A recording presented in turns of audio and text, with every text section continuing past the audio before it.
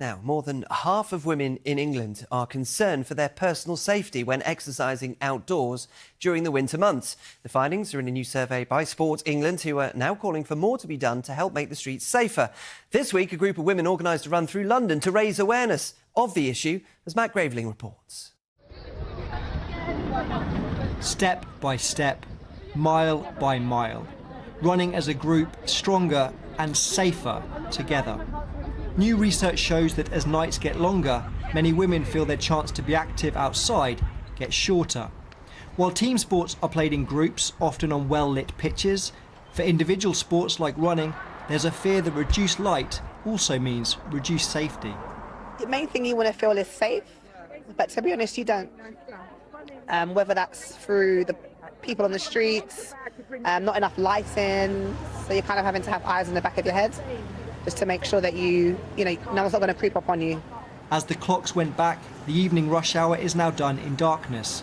But alongside those heading home, a group of female runners gathered to shed light on the issue winter can bring. If you ask any female runner, they'd say much the same. I think getting catcalled, getting beeped when you're running, it certainly can be quite scary if you're by yourself, but it definitely becomes harder, especially this time of year. There's lots of things that we have to think about that perhaps might not even cross your mind, like thinking which routes you're going to do, letting someone know where you're going. This 5-kilometre run was organised by Sport England's This Girl Can campaign, with those taking part wearing shirts expressing feelings they've had while keeping fit after dark. Words that include scared, cautious, frustrated, vulnerable, nervous and fearful. This topic was discussed in Parliament last month, with a number of possible solutions explored. I think there's something about how we educate and raise boys so that they feel that they are able to talk and communicate with girls in a different way.